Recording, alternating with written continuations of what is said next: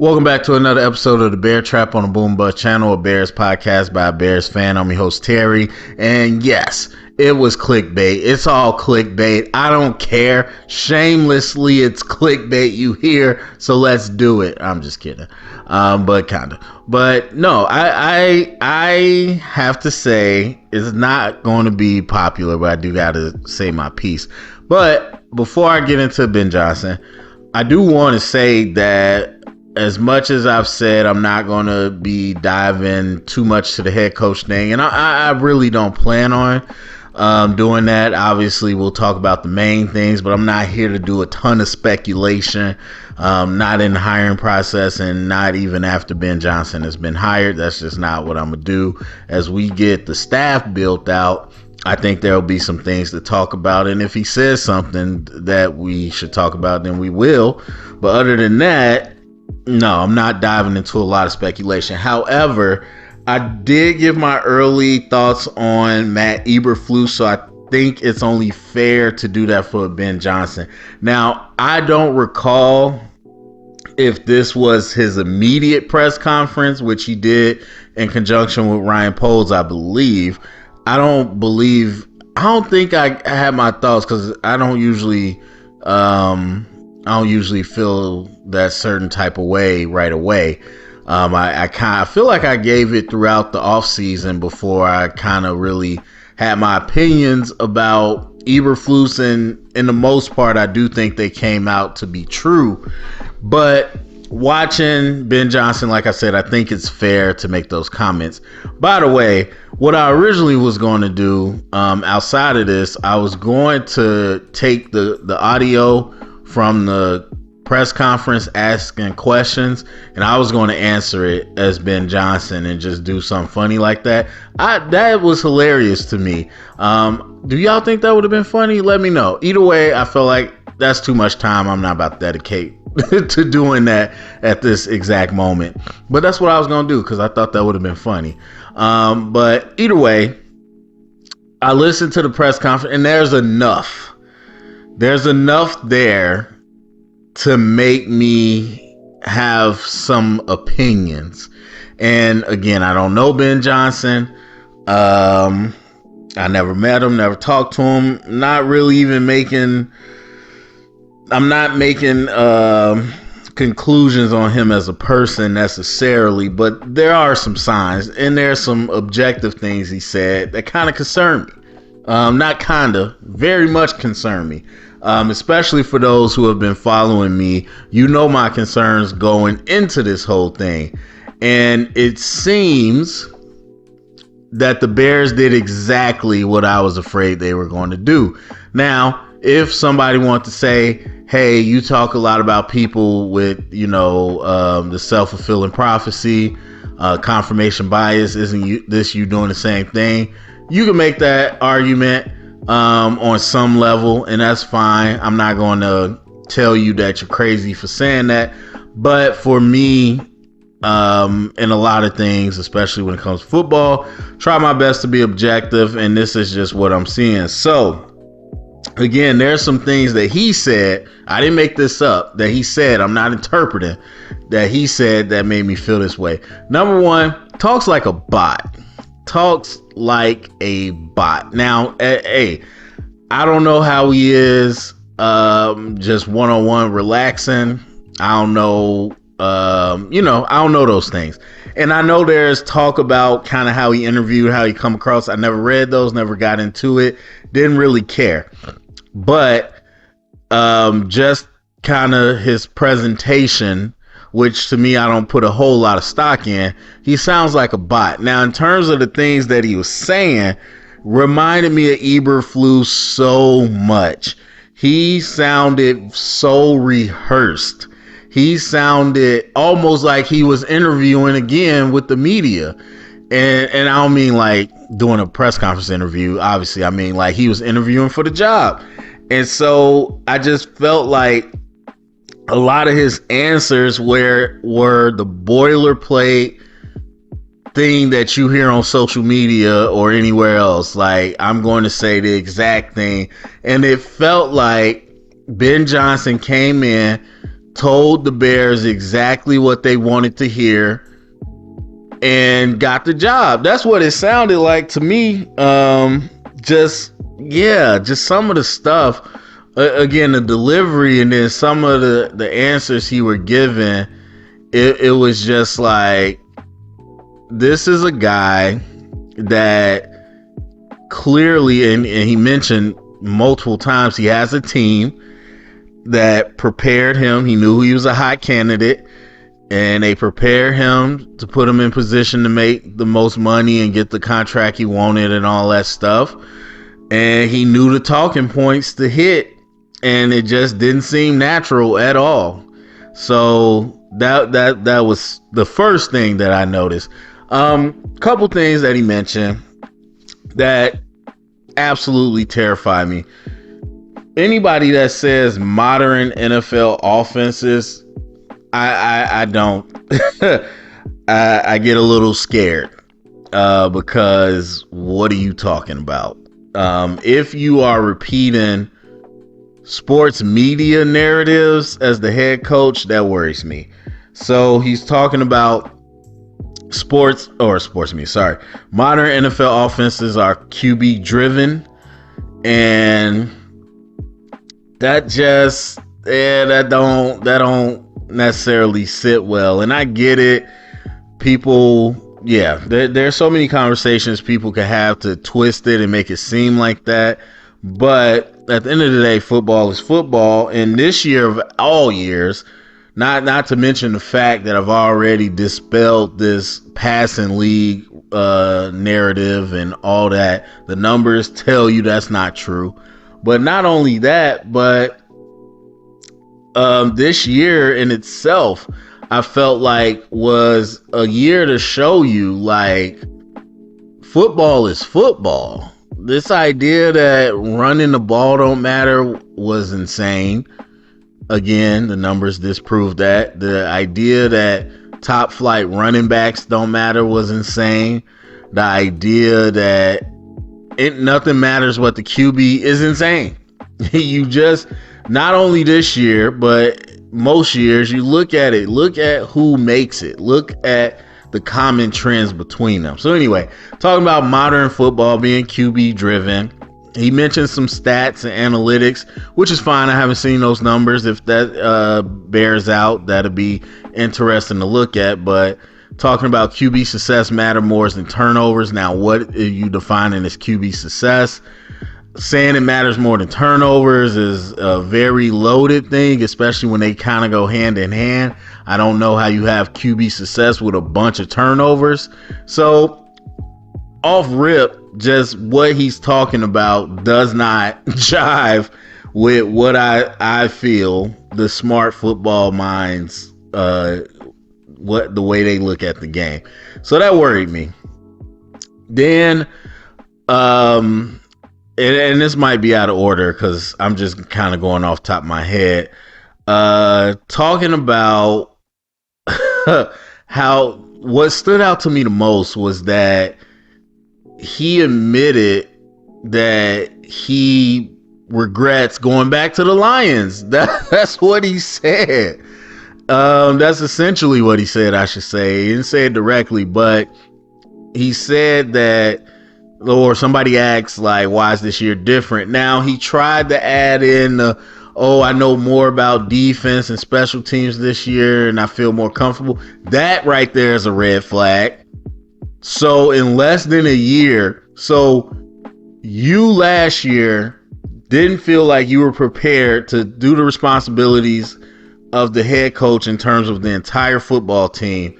And in less than a year of your entire coach, I just saw it. He started coaching in 2009. So this 2025. So 16 years.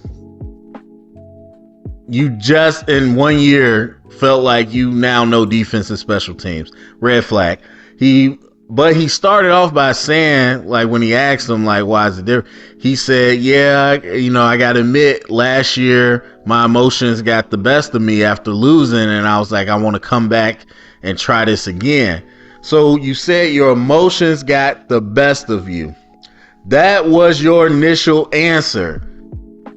He didn't say like, I want to come back and do this again. No, my emotions got the best of me. Meaning that you didn't make the right decision. And again, that's not directly what he said, but I don't know. That's the English language, how that works. You said my emotions got the best of me, meaning you did something that you regret. And so, red flag, red flag right there. And I think that goes to this idea of him reminding me of Eberflus, where he just be dry snitching. Like, Eberflus, you can tell what the conversations are. You get him talking long enough, you can tell what the conversations are. Ryan Poles is way better at that than Eberflus was, where he can talk, and I think sometimes he might give you a little something, but he's almost to a fault try to be robotic in terms of like, I'm going to give you a stoic look. But more than that, what his words are, he does the PR stuff. He does the PR and he doesn't give away too much.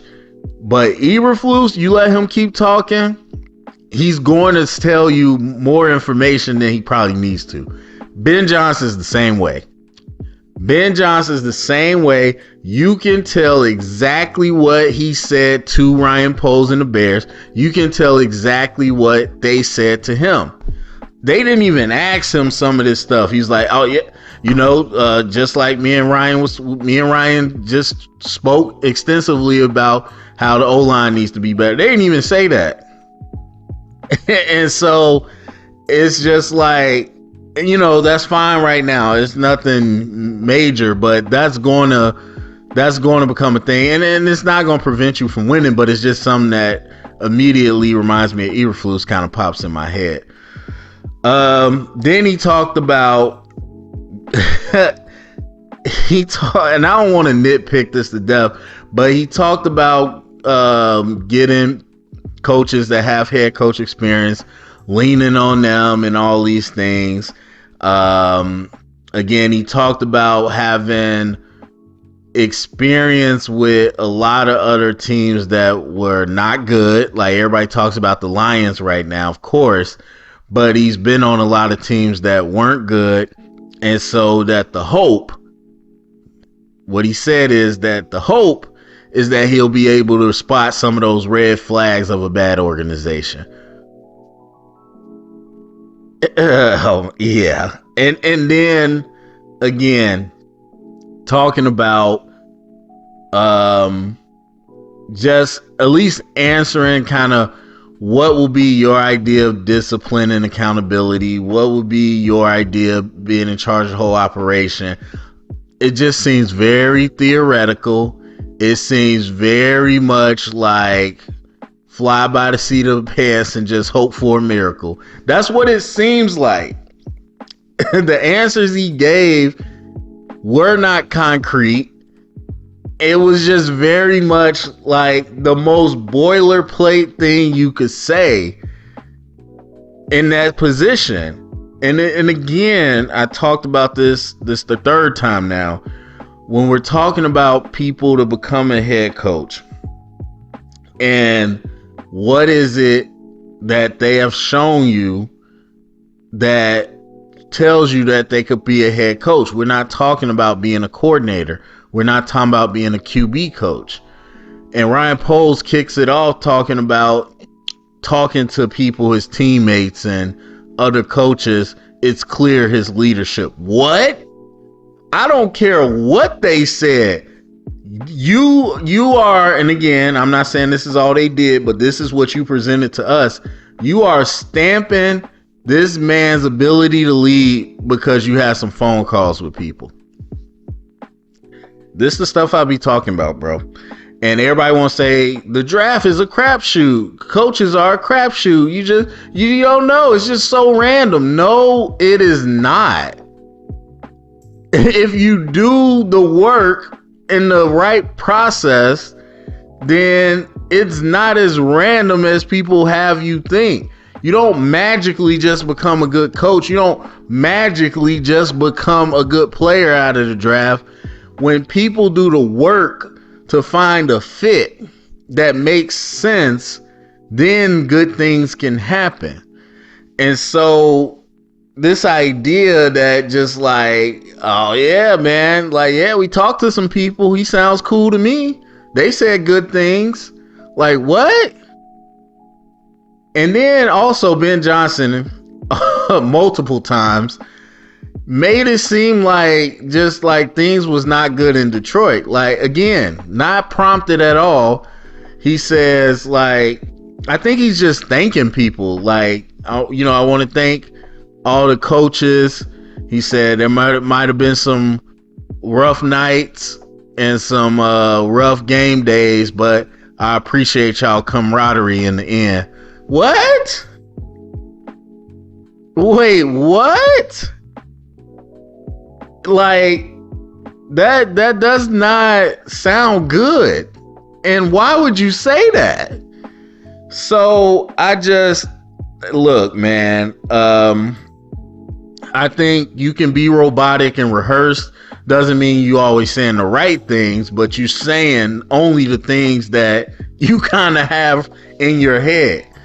Because either you can't do it organically in the flow of a conversation, or you don't actually have any answers, and that's why you got to be provided the answers.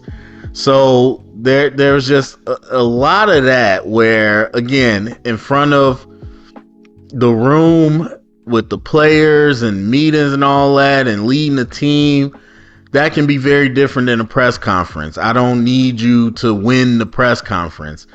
But at the same time, that's just the observation that I have. And I would venture to say most coaches, they don't flip switches. Like a Bill Belichick might flip a switch. He's one of the most prominent examples of that. But most coaches don't flip switches. Most coaches kind of are who they are. So we'll see what type of guy he is and what we hear from the players and all that good stuff. But to me, I was just like in this press conference, just not liking the stuff that he said. He mentioned something else. It was just on the top of my head. I feel like it was something in line with the coaches. Oh, so, and this isn't necessarily a bad thing, but I think people should know by now they're not getting Dan Campbell, even though they ask these questions and whatever. Like, well, what about Dan Campbell? What can you bring over here? You gonna give us a little Dan Campbell? And he said Dan Campbell is authentic. That's himself, and I respect that about him. Keep it moving. He's not Dan Campbell, people, if you have not noticed.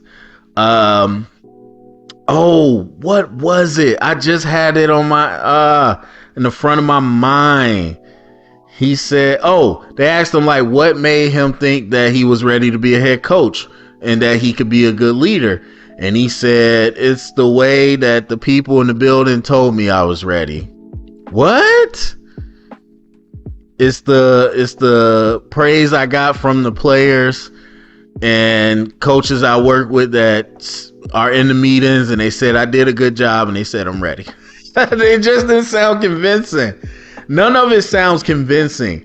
Nothing Pohl said, nothing Ben Johnson said.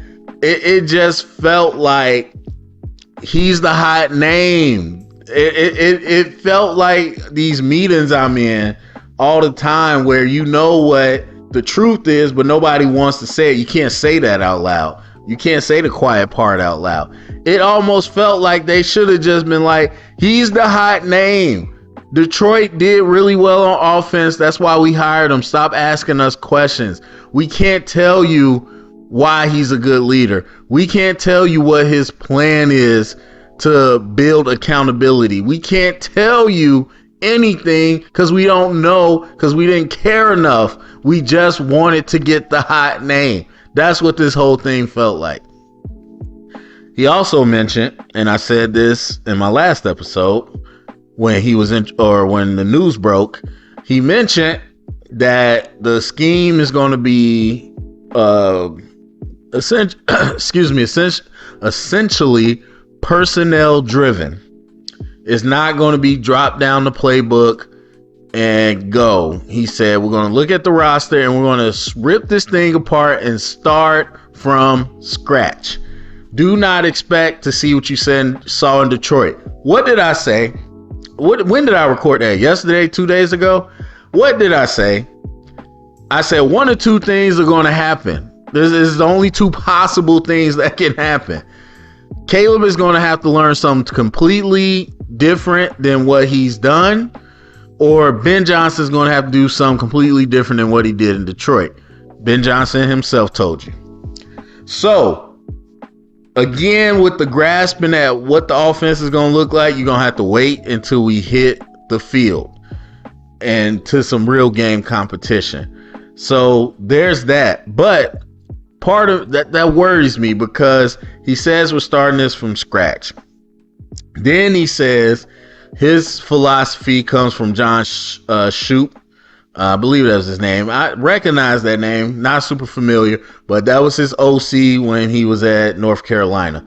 And so that's where he's pulling his philosophical ideas from. Again, what did I tell you? When they asked about his offense, he said, philosophically, this is what we want to do. When we build a playbook, I told you, it starts with the philosophy. So he said, we want to be multiple. We want to be multiple. We want to be able to get into a lot of different looks. We want to make the same things look different and different things look the same. And so, again, he mentions that that's high level, overarching, but those are important. Don't say that like that's a throwaway. That's the main thing. Like the formations and all that, the calls, and that's going to come. But the main thing is, what is your philosophy? He wants to be multiple. And he said he wants balance throughout the season. Not necessarily a game, but throughout the season. It could be 50 runs in one game, 50 passes in a game. Over the season, he wants to be balanced. So obviously balance between run and pass, but he wants to be multiple. Problem is, you couple that with a quarterback obviously learning a new system, a young quarterback. You created a new system from scratch, and you want it to be multiple. That was one of the very critiques I had with Waldron coming into this season. The first game, I'm like, we are running a ton of stuff for week one. A ton of stuff. Now, what do we have problems with this year? Delay of games, false start, pre-snap penalties. What did they say when, that short week or two where they said Thomas Brown fixed Caleb Williams? They simplified it. They cut down a lot of stuff. So, and I'm not saying Ben Johnson is like just going to run in there and don't know what he's doing, but I'm just taking at face value what he said. You bringing in a new system, all new coaches, young quarterback, new system for the coaches that he has to teach, new system that he has to create. Then he has to teach it to the quarterback, and he wants to be multiple. I'm not saying it's not going to work, but what I am saying is people need to understand it's going to take time.